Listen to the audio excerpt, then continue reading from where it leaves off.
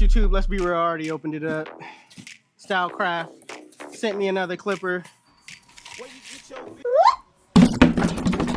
Alright, box within a box. Let's see what's inside. You got a piece of paper. Alright, you see what it is. The Stylecraft Saber 2s. The Saber 2s. Hold on, I still gotta, hold on, wait a minute. I didn't tell y'all when it come out. October. It don't really got a date, but the new drop is in October this year. All right. Got the black ones.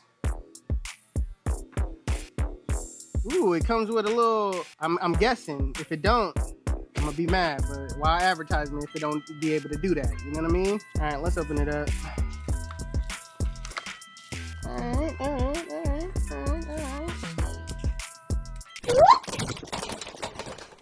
All right, there we go.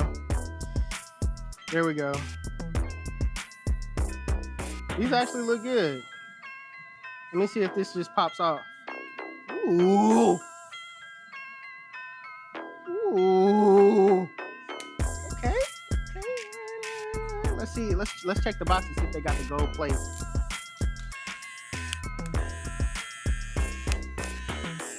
They feel kind of smooth though.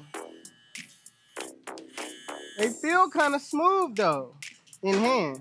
All right. All I'm looking for is that little gold piece. That's all I'm looking for. Everything else, y'all know what it comes with. A charger, guards. Oh, they got the black guards? I don't have to use these. They got the black guards. All right, it do come with a piece. All right. It comes with the gold and black piece. I'm gonna take it out, put it on, just so you guys can see. Boom.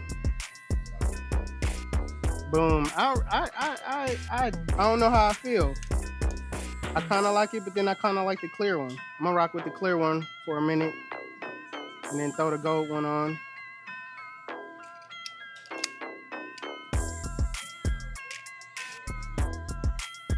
But yeah, expect these in October. The new drop. Shout out to Stylecraft. Stylecraft for sending this over. October drop. These looking clean. And they pretty quiet too.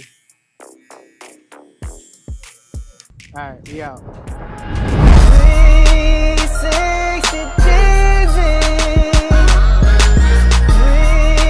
360 Dizzy. 360, 360,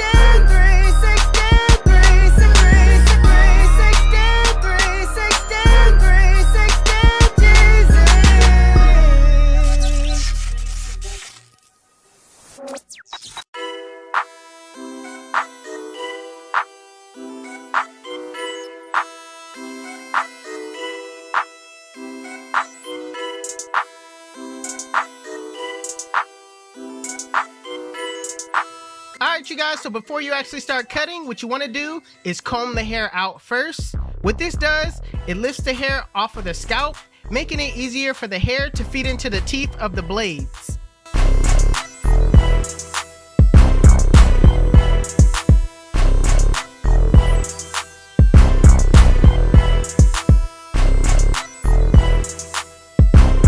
Alright, so right now, I'm going with the one guard with the lever fully open, and I'm giving my client a 1.5. This is what my client asked for, but I know in that crown area, I'm gonna stay away from that area because I'm gonna go a guard size higher, all right? He didn't ask for this. This is just something that I know as a waiver to keep the crown area thicker, all right? You wanna do that because they still wanna maintain and build definition in that area. So always keep the crown area a guard size higher. Also, make sure you cut with the grain of the client's pattern. You don't want to, you know, if the waves ain't going in that direction, you don't want to cut in the opposite direction because it'll gouge your client and leave a patch. So make sure you're going with the grain of the way the pattern is flowing.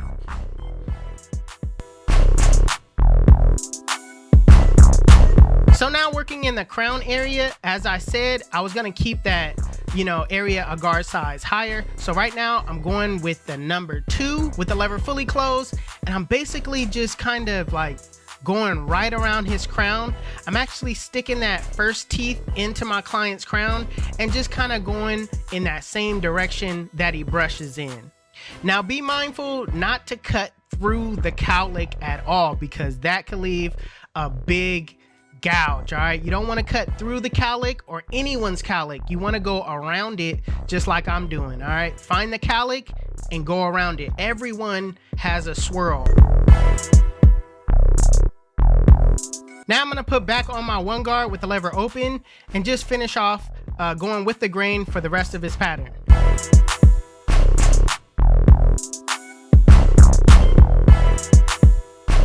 So to all my wavers out there, listen, when you see this, just know my client asked for this. All right, he wanted a medium taper. He didn't want a low taper. He wanted a real haircut this time. So right now I'm going in with my bald line using my Babyliss FX trimmers, and I'm doing it in a rainbow like shape just to create shape on the blend. Next guideline I'm going to set is using my Stylecraft Instincts with the lever fully open, and I'm going up about a ½ inch. All right, so I'm gonna go over it multiple times using my corners. May look like I'm using the blade, the full blade, but trust me, I'm using only my corners. That way I could continue to maintain that shape that I'm trying to build. Now putting on the one guard with the lever open, I'm doing the same exact thing. I'm using my corners, going up about a ½ inch, making sure I brush down, go over the guideline multiple times to ensure that it's at that length. So normally I just blend down from here. I don't really go up anymore, but since he wanted a real medium taper, I went ahead with my 2 guard just to smooth out the top to make it a better, greater transition. Now it's time to blend out that middle line. I got the 0 guard with the lever fully closed, and I'm using only my corners, all right? And I'm going in, starting from the bottom, going to the line in a flick out motion, and I'm brushing as I go.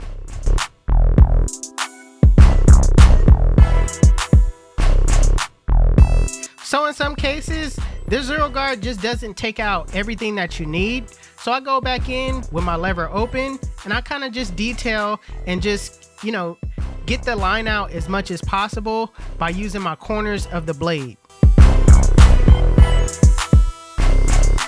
Now with the lever fully closed in a flick out motion, flick out that bottom line. Now notice how I'm using my corners the entire time. I'm really just babying it. I'm not really like using the full blade. I'm just kind of notching off you know, all the little lines of demarcation as much as possible. All right, all the little bulk areas, I'm just kind of flicking at it.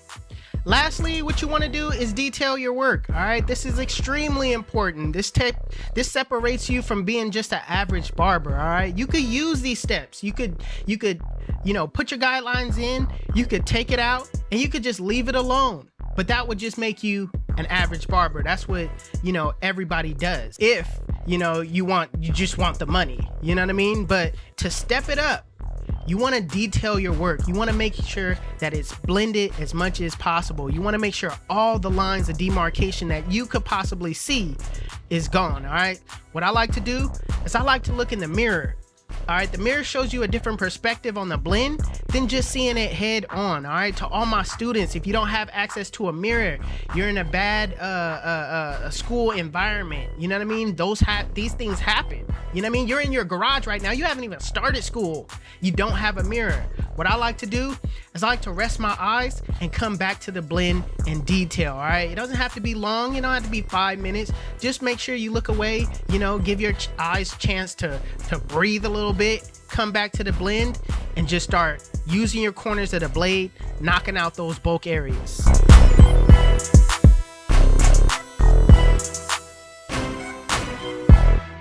Now when it comes to the back, I basically use the same exact steps. I don't do anything different. I might go up and make my guidelines a little thicker because it's a lot more room to work with. All right, so I just go in and use my same guidelines. I don't think about cutting hair. I memorize my guidelines and my steps, and I just work the plan every single time. All right, this will allow you to get faster in your haircuts and more efficient time-wise.